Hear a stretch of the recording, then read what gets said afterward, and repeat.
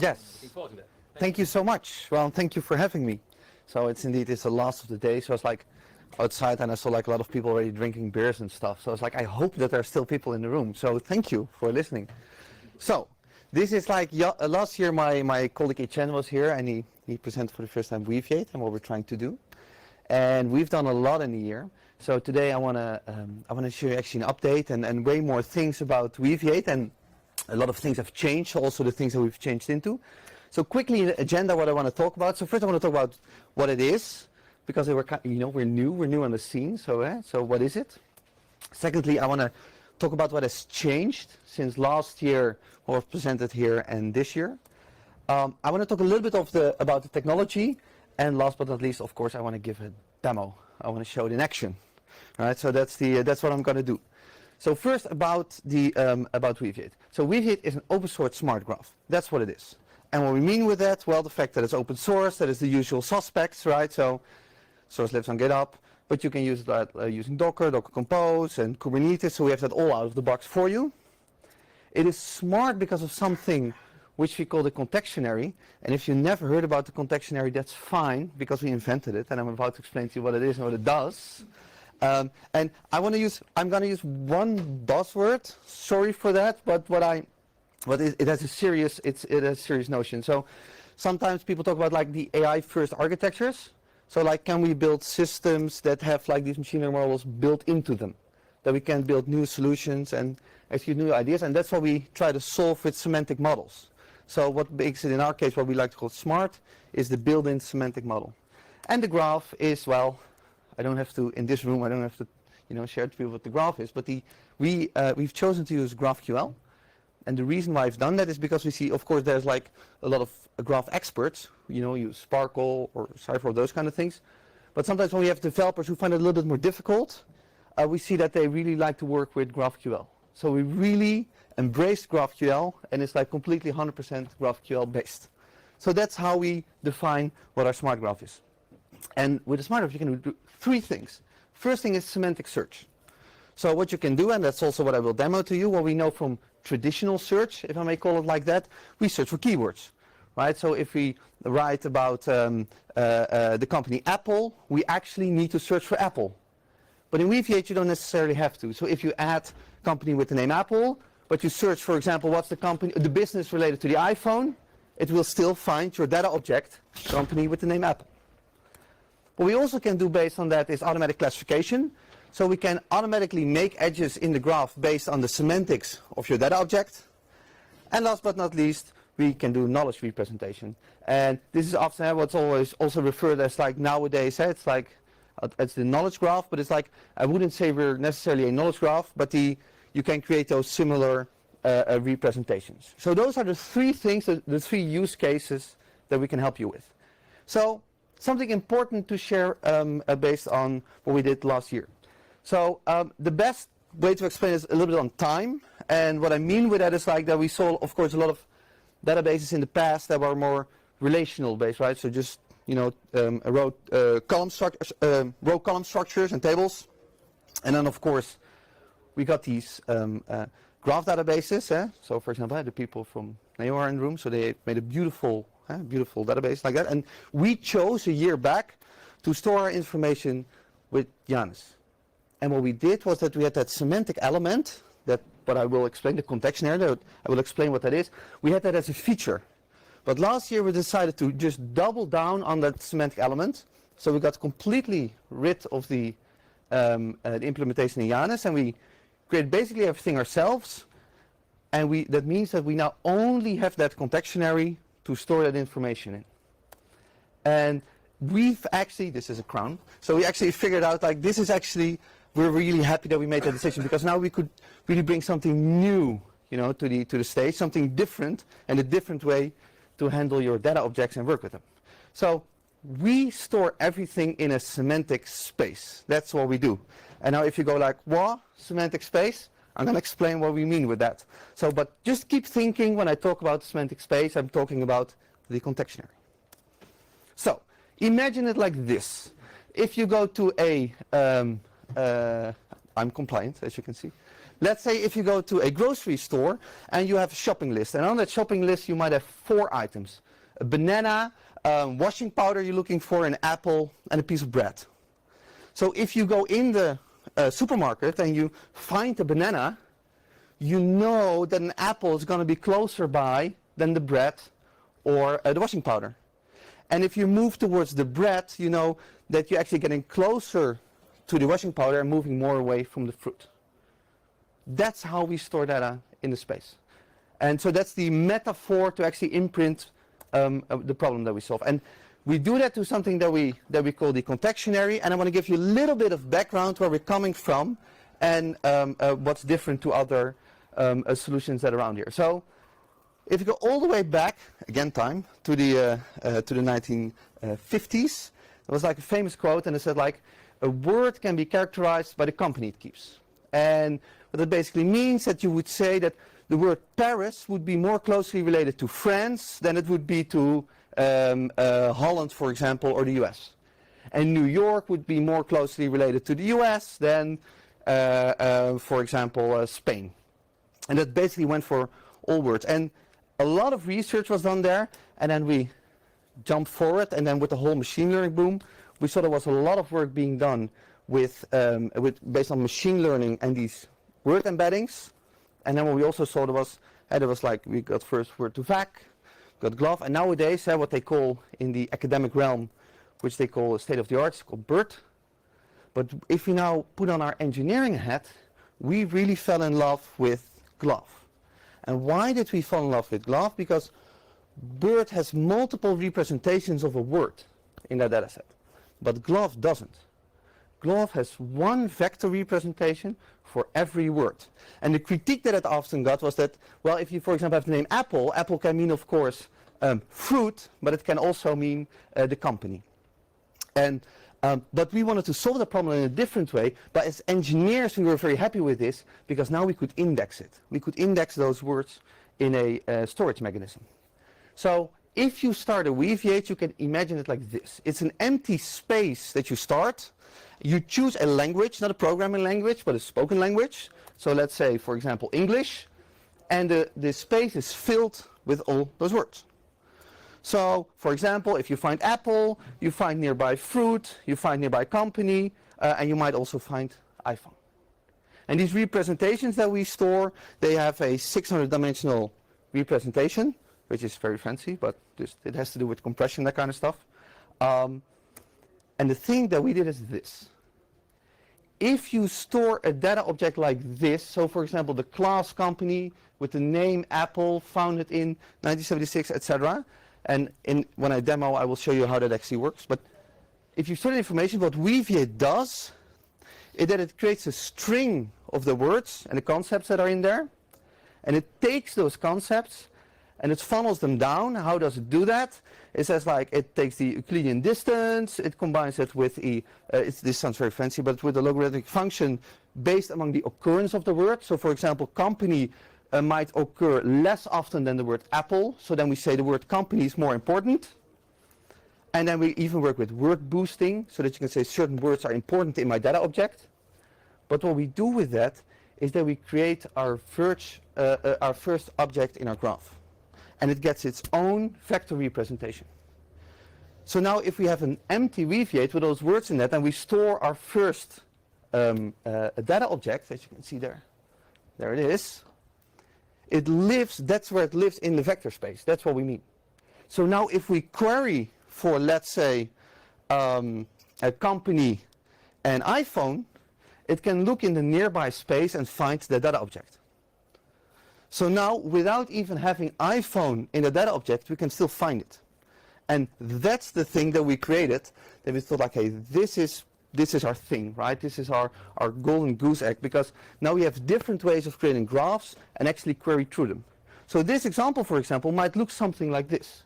So if I have a data set with companies, and this would be my GraphQL query, where I say, give me things which are companies, and I want to have their names, but explore them by iPhone, I might get this result, Apple. And as you see, iPhone is nowhere in the data object.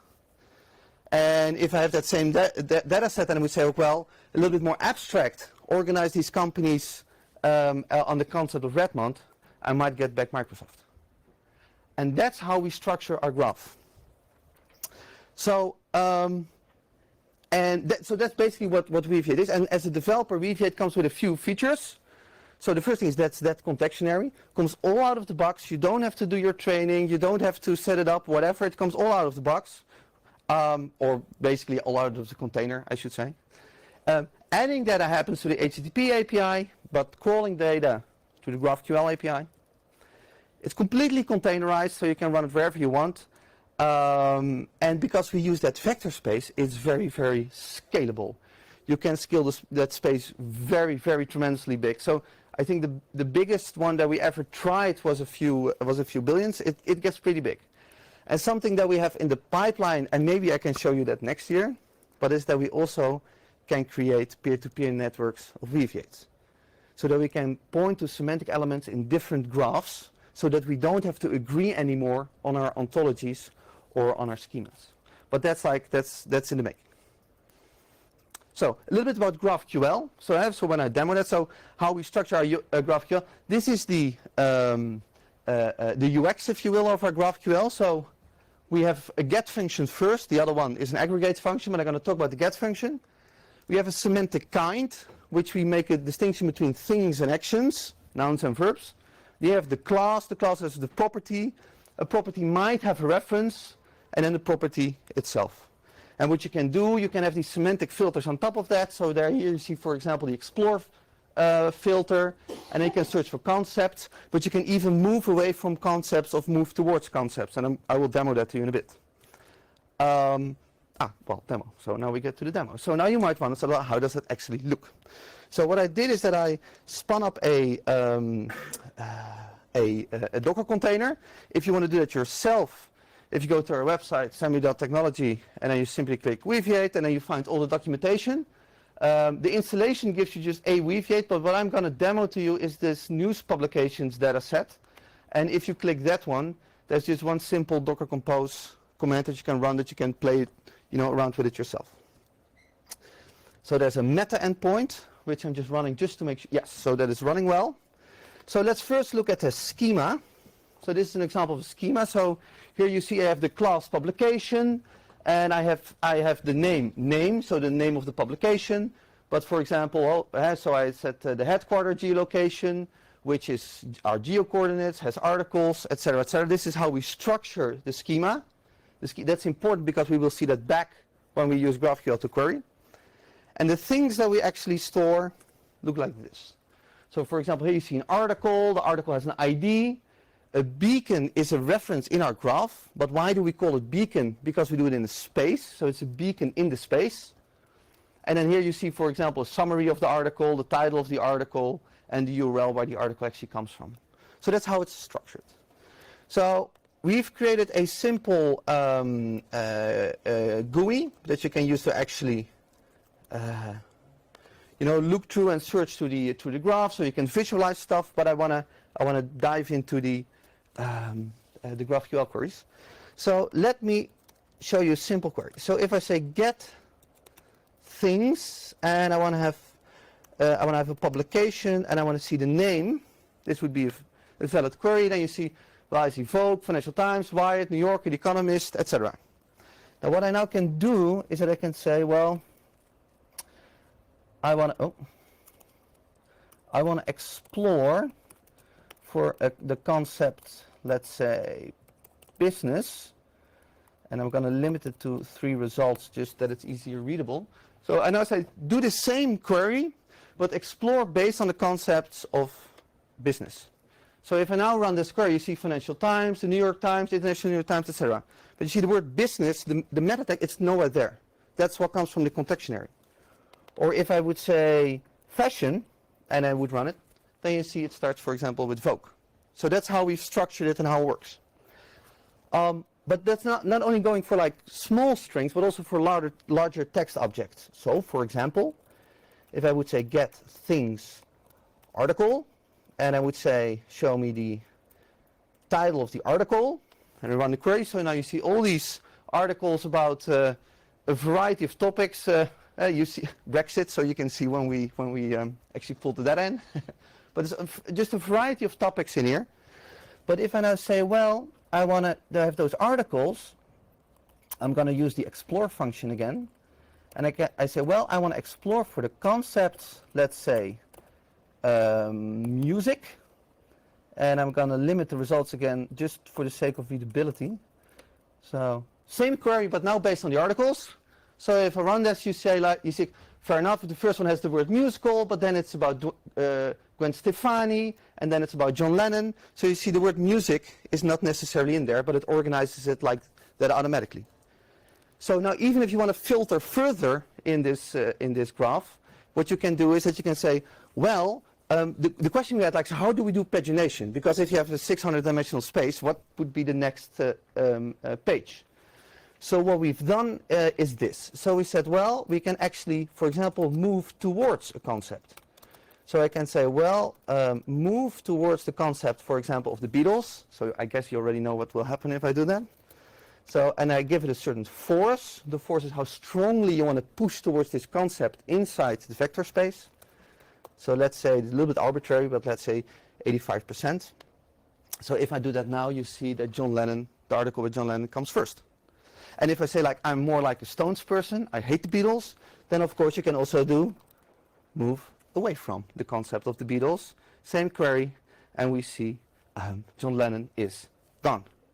And now the question is, like, okay, so what makes it, so like now the traditional graph people are going like, yeah, but I haven't seen really the graph in action yet. So that's just very simple, because you could say, for example, has authors, and then we can say on author, the author has a name. So this is how we structure the graph. So now you see, so you see the graph object here. That is first the title of the article, and it has authors, and then actually the authors that are related to this article. I think if time allows it, there's one more thing. Can I still quickly show one more thing? Yes. So there's one more thing which I completely forgot, because there's another problem that we also tried to solve with this, and I want to show you that going back to the publications. So quickly going back to the publications, things, publication, and then I say a name of the publication. When you glanced over this, you might have noticed that we have all these publications, but we have the International New York Times, the New York Times Company, and the New York Times in there 3 times, which is a problem, because of course you want to represent concepts, but in a database we have the same concept represented 3 times. So we have something for that. What we can do is that we can say, well, we want to group concepts together. So then we say, I'm going to do the type, merge them together. I'm going to give a force, so how big do we need to look in the vector space before merging?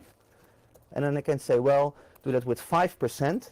So if I now run this query, you'll see that it merged together the International New York Times Company, and the New York Times.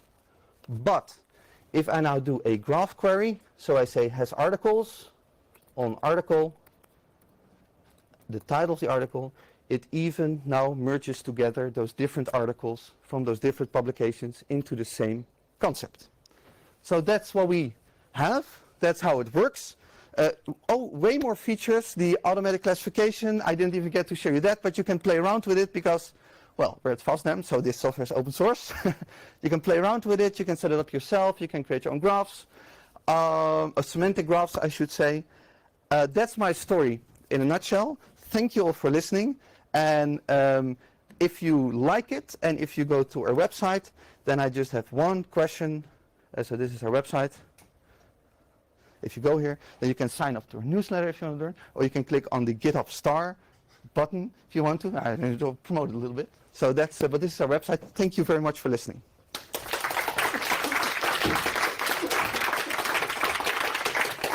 Thank you. That was a very great last talk for our dev group. Thank you very much. Thank you for having me.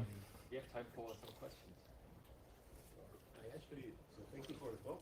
It was actually very nice. Thank you. For the ideas, of course. I actually have 2 questions. You said that your semantic, let's say, embeddings are based on GLAF, but for larger text sentences, would you do a simple averaging? Because GLAF is a word embedding model. And the second question is, I guess, so you showed us in examples queries based on single words, but can we actually input a sentence?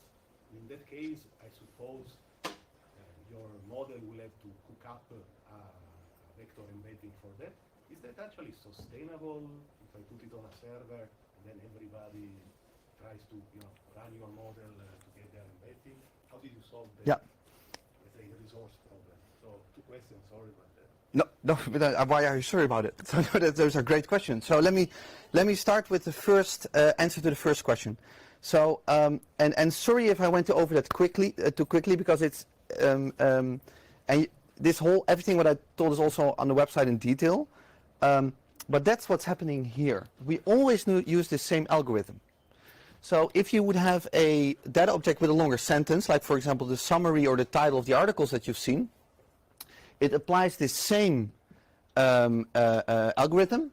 So it says like first I take all these individual words, then I find the center position between those words, then I weigh them based on the occurrence, so certain words are seen as more important than others, so it weighs it towards that.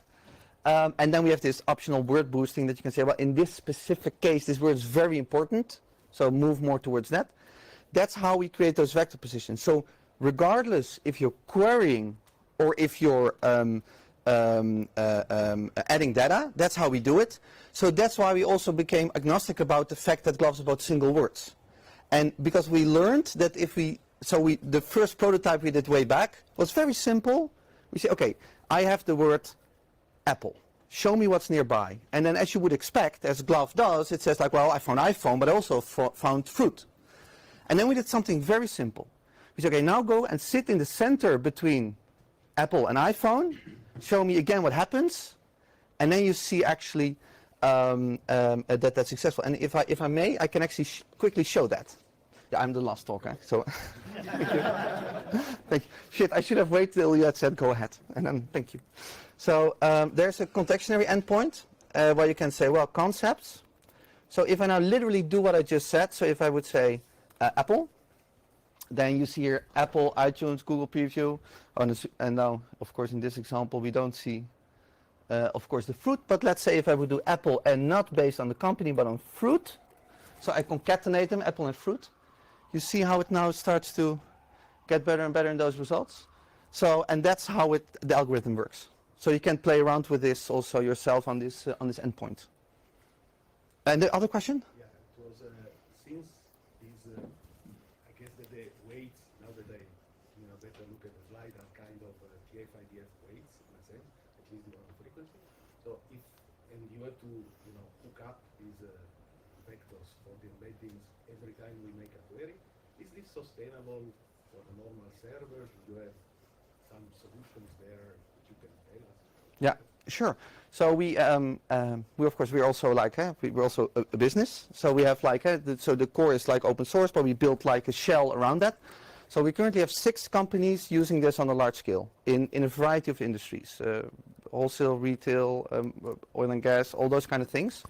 And these graphs get pretty big, and especially if you scale the Kubernetes cluster, it's fast. Which is something now I could say that we fancily like architected that, but it was actually something we got for free because the data model is just vectors, only vectors. And that's of course very fast to scale and to search through. So the answer to that question is yes. Can you use this for translation? Like you said, your vector space is built in one language, but can you compare vector spaces by looking if one concept is associated with all these things, and in your second vector space another concept is also associated with the same things, and you've already linked some concepts. Can you use that for translation? I don't know, and I love the idea. So we're definitely going to try that out. I don't know. It's a great idea. We haven't tried that yet. So what we currently do is that you have a Weaviate in a language, so Dutch, French, English, of course, but we haven't tried that yet. So if you don't mind, then it would be fantastic to, or of course you can try that yourself, or we can do it together. But that would be fantastic. It's a great idea, and I don't know. Thank you. Thanks very much. With that, we are officially over with the dev room. Nice talk at the end. Yeah, I hope you all enjoyed it. Enjoy FOSDEM tomorrow. Enjoy the evening, of course, and maybe see you next year. Thank you. Thank you.